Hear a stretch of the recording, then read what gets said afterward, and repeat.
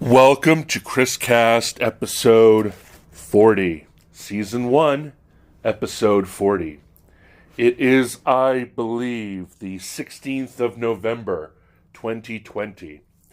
And I just finished watching the final episode of the season of Last Week Tonight with John Oliver. And it was good. It was awesome. I love that show. I'm really happy to see Trump go just because now I can watch comedians without feeling disgusted at how low they go. But this episode is not about that. It is about Build Back Better. It is about the reset, the global reset.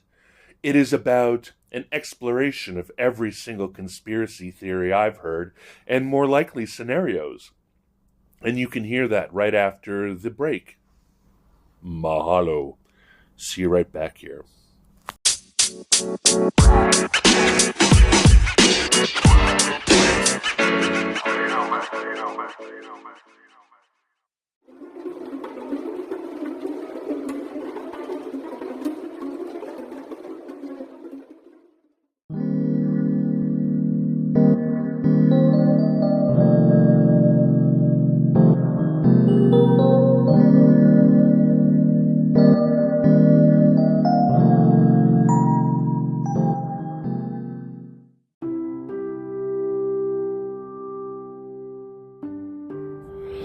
Download the free Anchor app or go to anchor.fm to get started.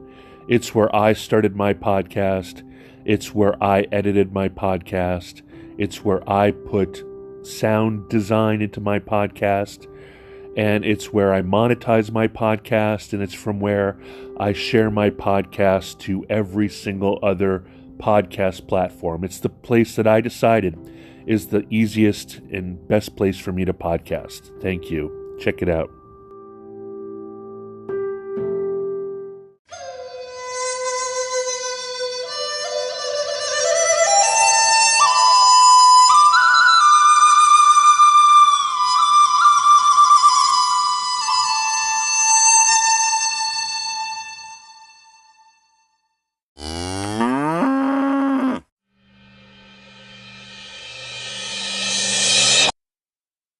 Hey there, in the next segment you are going to hear me refer to 2030 as being 6 years away, and that's because my head's already in 2024.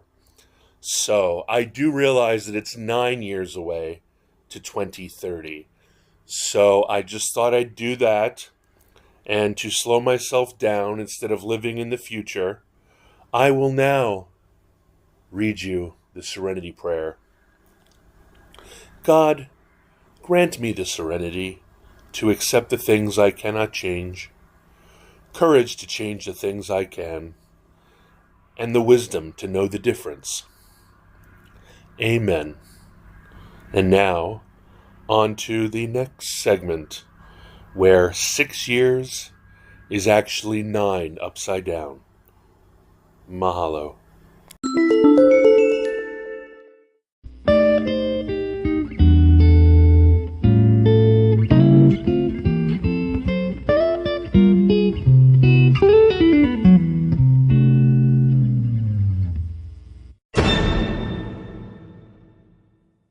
Welcome back to episode 40, ChrisCast. My name's Chris Abraham, and this is where we're going to explore reset, build back better, build back butter, build butter back, build back better. It is an exciting time to be alive, especially these are the most interesting time if you believe that there is a global conspiracy towards depopulation and authoritarian oppression the world over, which I like thinking about, but probably don't believe. I don't believe anything happens, really. I believe nothing actually happens in America.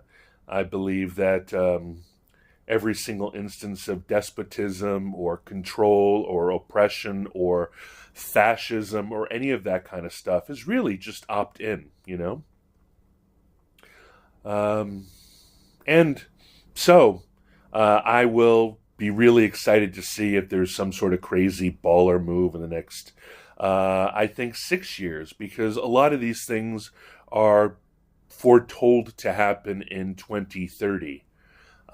So 2030, we have 6 years that America is going to transition to a lower population, greener paradise where America and the world integrated together transitions peacefully, violently, from a self-centered, nation-state-based, tribal, jingoistic, xenophobic, border-controlled, racist, sexist, white supremacist, oppressive, xenophobic, if I didn't say that yet, appalling Nazi state, to a kind, beautiful Star Trek Federation.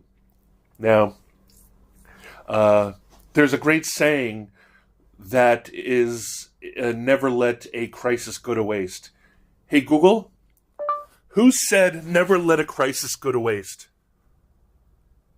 Sorry, I don't know how to help with that. Here are other things. Alexa, who said never let a crisis go to waste? This might answer your question. In the book Tribe of Mentors, Short Life Advice from the Best in the World, author Timothy Ferriss writes, never let a good crisis go to waste. It's the universe challenging you to learn something new and rise to the next level of your potential. Well, I do not think that... Sorry, I'm having trouble. Please try in a little while. I do not think that Tim Ferriss is the guy who came up with that. I believe it was someone like... Let me pause and find out for you. I know it because I thought Rahm Emanuel said it, never let a good crisis go to waste. But apparently Winston Churchill said never let a good crisis go to waste in the mid-40s as we were approaching the end of World War II. So, never let a good crisis go to waste. So we have a reason to control people's movement, people's behavior, people's interaction, how people get together and congregate. We have the ability to get people off the roads. We have the ability to get people to stay in their homes and houses. We have the ability to separate the old in retirement communities and nursing homes and hospitals from the young.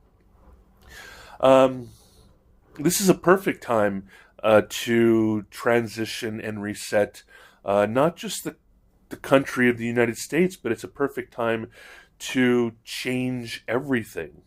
All these things first came out after the Great Recession in 2008 and 2009, 2010, whatever. But now they're really exciting, right?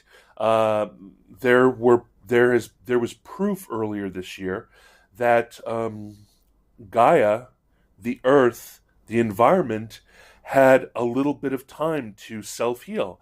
And we know that the Earth and nature and us and animals and plants and the air and the biosphere, we know that they desperately are able to heal themselves. And I'll use an analogy. And they did over the summer. They did a lot of feral animals and wild animals incurred into populated areas and so forth. And my analogy is my heart disease, right? I'm fighting that, and the more stress that I take off, the more general stress that I take off my heart, the better chance my heart has of repairing itself, right? When I lose all this weight, it will take a huge strain off of my heart, and my heart will be able to heal itself. And the drugs and therapies that I've been given have been allowing my heart to heal itself. I'm not even in heart failure anymore. So, like my body, which is trying desperately to become healthy, it's working towards health, and my behaviors such as gluttony and sedentariness and sloth and all of the sins, it's making it harder and preventing and throwing a logjam into my body's natural attempt through healthy eating, being within healthy limits of weight and fitness, and what I eat, how much I eat, the gluttony, the type of food, etc.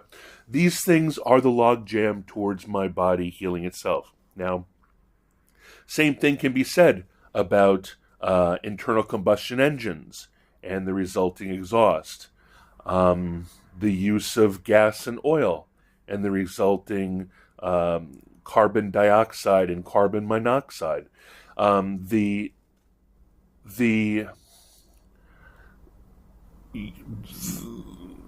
urbanization, the suburbanization, the use of the forest clearing in order to either clear land for raising animals, or for using or using that wood for IKEA, let's say, or for the production of North Carolina furniture, or just the production of paper products that we use every day. The use of oil to produce Alexa, stop. To produce Alexa, stop. To produce Alexa, stop. Sorry. To produce it's 8:00. That explains it. I have her reminding me things at hour upon the hour. Using oil to produce plastics and so forth, and plastics are thrown away, and we pollute the water, we pollute the air, we pollute the water that we drink, we pollute the water that nature lives in, we destroy biospheres, we make it impossible for animals to find their own homes, any number of things. And we just do not give the world an opportunity to heal itself. We also have, hey Google, what's the current world population? In 2018, the population of Earth was 7,594,270,356. So that's 7.5 billion people on Earth, right? I do not wish any of them harm. I almost wish that if we're going to depopulate the planet or reduce population fairly, that we had a Thanos, because he could snap his fingers and make it democratic, or not democratic, make it egalitarian, where there is the blind eye of justice as to who needs to leave the world to offer space on it for other people. It's that awful decision that governments need to make when they expect at the 11th hour, 59 minute, 59 second, there to be a global thermal nuclear war. Who is worthy enough to bring into the deep underground bunkers, and who needs to fry up on the planet's surface? By the way, I'm up on the planet's surface. I want to be the first to die during a nuclear war. But that's that is the challenge, right? Who lives, who dies? So there's, I don't know if you heard, but everybody is talking about three things: Build Back Better, the Great Reset, and No, there's just two. I think there's just two. Oh, three. Build Back Better, The Great Reset, and The New Normal. I knew I had three. And let's talk about that after the break.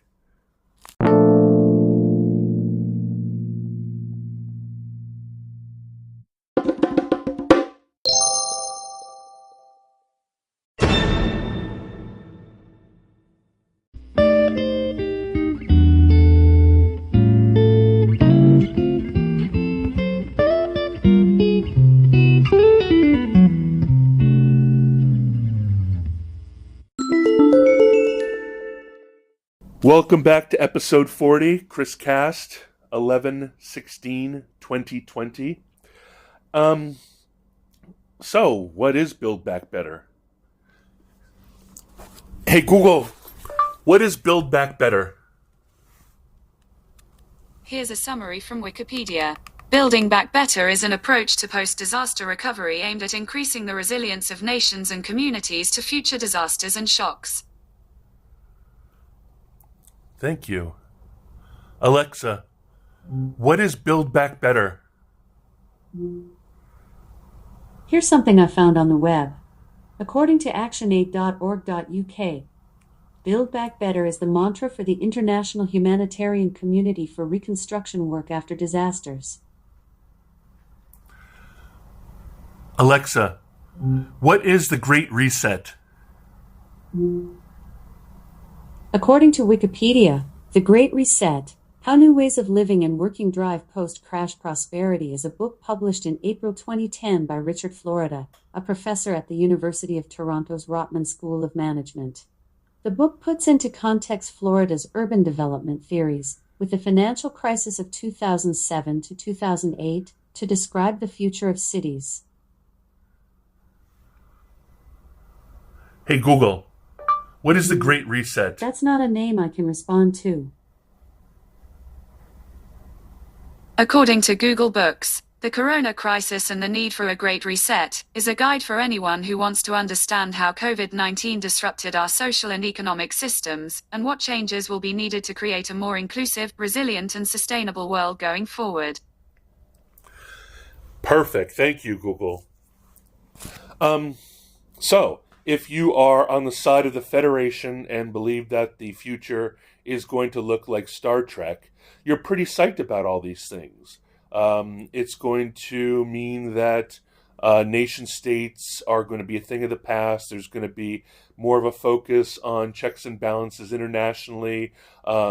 Neighbors are going to help neighbors. There's going to be a global attempt at not bombing current and former adversaries into the Stone Age, but trying to reintegrate them into a global family. And that's I don't mean a kumbaya thing, but an active, the same goals of the United Nations. Hey, Google, what was the initial goal of the United Nations forming? On the website un.org, they say, the United Nations is an international organization founded in 1945 after the Second World War by 51 countries committed to maintaining international peace and security, developing friendly relations among nations and promoting social progress, better living standards and human rights. I can totally buy into that, can't you? I mean, we'll go into people who can't in a second, all right? But let me hear what Alexa has to say. Alexa, what's the goals I pronounce that has, but I'm always working on how I say things and I might not have it right. Alexa, what are the goals of the United Nations? Here's something I found on Wikipedia. The Millennium Development Goals are the 8 targets of the United Nations. Did that answer your question? No. Thanks for your feedback. Alexa, what were the founding goals of the United Nations? Sorry, I'm not sure. Well, I think that the initial answer was pretty darn good to me, but I would like to find out what the millennial goals are.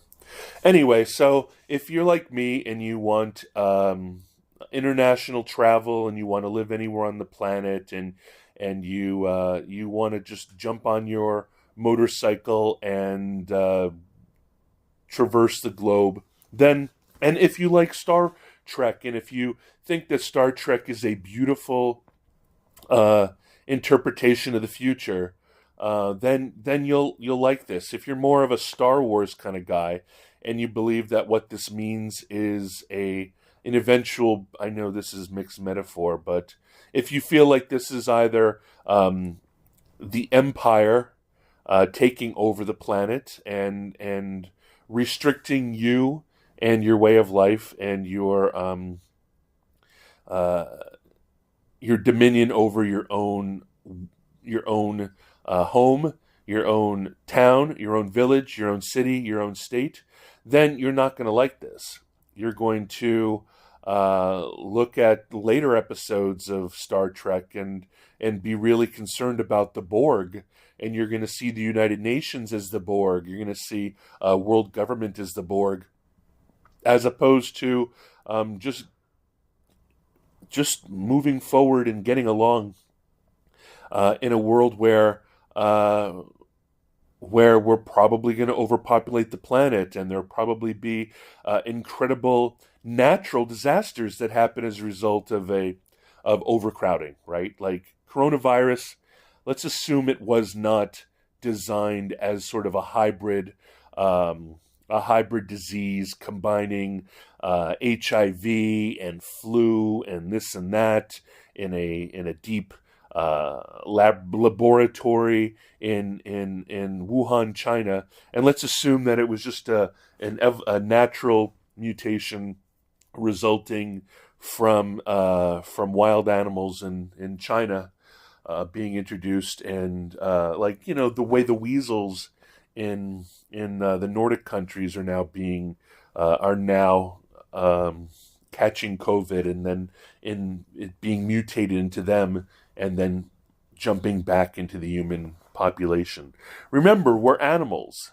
I mean, I know we as a culture feel like we have dominion over the world, but we're merely a very successful species on the face of the earth. Like, I try to remind people to get rid of their damn hubris, that we are as vulnerable to overcrowding diseases, to sicknesses, to population collapses as anybody else, as anything else on planet Earth. Be it algae, be it cod, be it lemmings, perfect example, and so on and so forth. We all know that if you grow too many pigs in a pen, that they're not going to.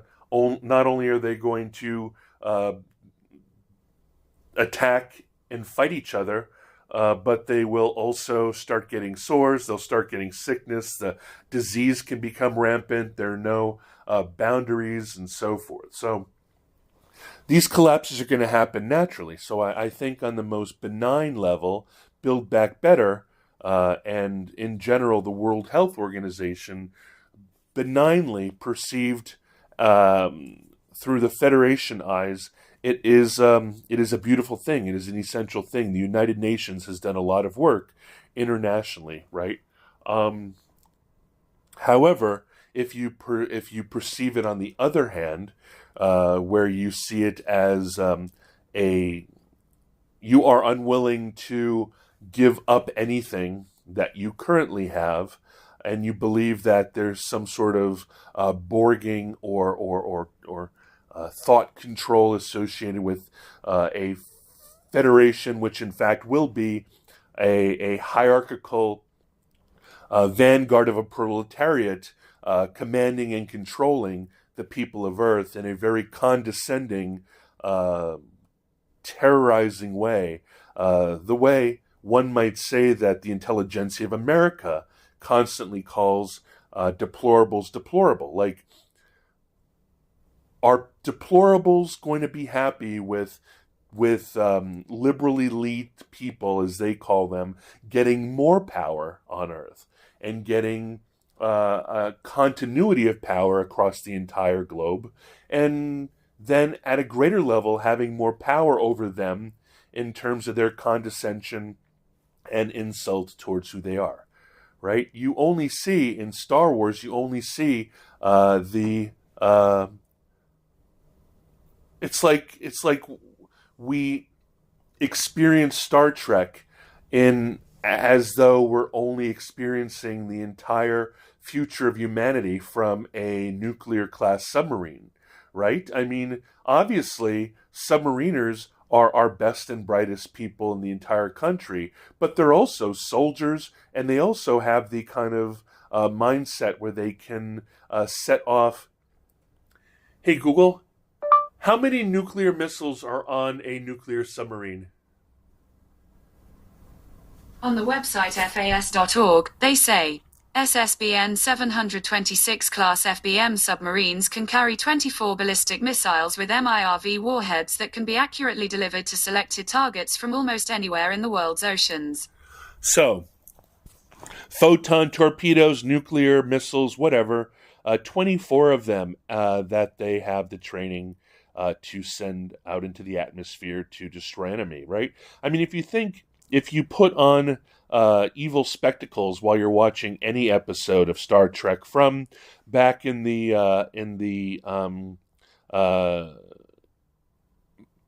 first episodes from the 60s, all the way through all the episodes coming to the CBS All Access Star Trek Below Deck or Bottom Deck or whatever, you're going to see a level of sadism, a level of noblesse oblige, which is fancy French for a noble obligation that the intelligentsia and the people in power have towards, honestly, pedantically and condescendingly take care, like as if pablum delivered by spoon to the chubby face of a dumb baby. I mean, if you scratch an Etonian, Oxford, Stanford, Harvard, Princeton, Yale grad, if you scratch them enough, you will come up with any number of deep resentments and condescension and hostile anger that those people have towards the working class and the working class of be it England or America. Deep condescension, deep pity. And I mean, if you haven't seen it every single day for the last 4 years in America, the endless resentment towards. I mean, basically, when you say Trump's base, you're insulting at least 71 to 74 million American voters, and that's a deep hate. That's not, oh, look at them, they know not what they do. It's not a sweet.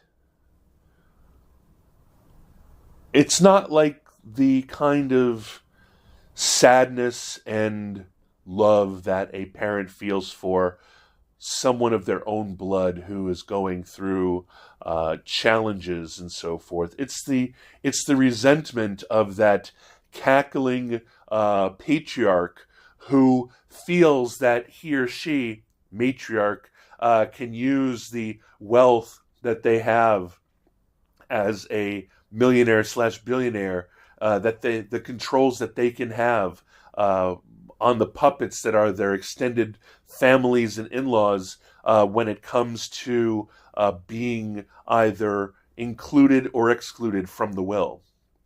And depending on what side you are, either I hereby, I mean, I've been attending Renaissance Weekend events, not recently, but I've been attending Renaissance Weekend events since 2001, 2002, New Year's down in Charleston.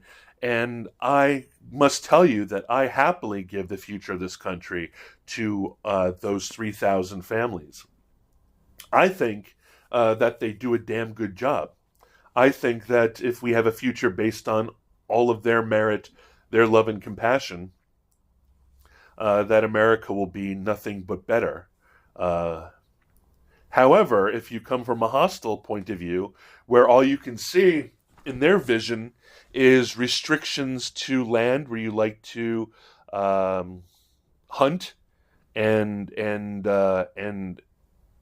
drive and ride, and then taking away the guns that you're just gonna kill yourself and others with, and if in order to make the world a better place, you have to give up too many of your own pleasures, you're going to see that future, which is honestly being run by those 3,000 families anyway, out of merit, not out of conspiracy.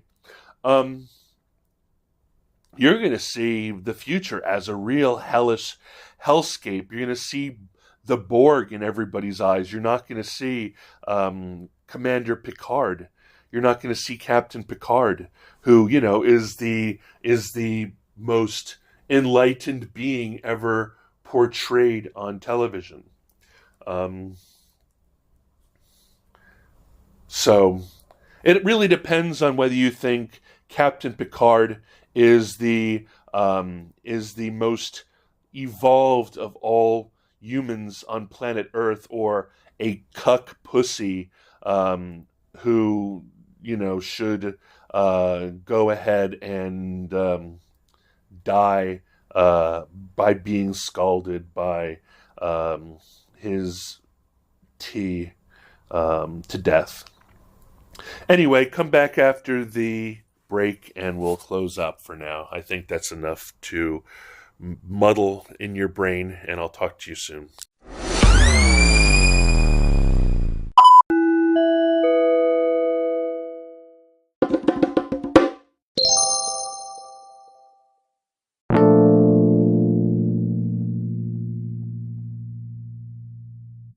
Welcome back to ChrisCast, Season 1, Episode 40. I gotta tell you, probably have heart disease because of all the Budweiser 40s that I drank growing up, thinking that it would be cool because I lived in D.C. So celebrate pouring out a 40 for the 40th episode. Anyway, my name's Chris Abraham. I'm damn glad to meet you. And you can find me at chris@abraham.su. You can find me at chrisabraham.com. You can tweet me at Chris Abraham. You can Insta me at Chris Abraham. You can connect to me on LinkedIn at linkedin.com/in/Chris Abraham. You can YouTube me at Chris Abraham. You could find me, you can text me or WhatsApp me at +1 202 352 5051. You can call me at that number, but I won't answer unless you're my bestie. And even so, I mean, why don't you email me or text me to let me know we're going to have a phone call soon? Blah, blah, blah. You can set up a date with me on the phone, on Zoom, or on Uber conferences at calendly.com/Chris Abraham and /15 or /30 or /60. We'll talk as long as we need to. And I guess that's it. Is that it?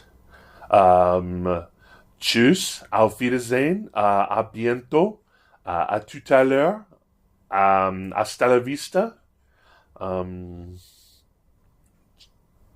ciao, and all those other things. If you like this crazy ramble, rattle, and as you are building back better, and as you are resetting for the new normal, I ask you to comment and write a review and write a comment and like me or vote me up or give me stars or whatever your platform does, and subscribe to me. And I will talk to you in the next episode, episode 41. And I'll talk to you soon. Ciao. Bye-bye.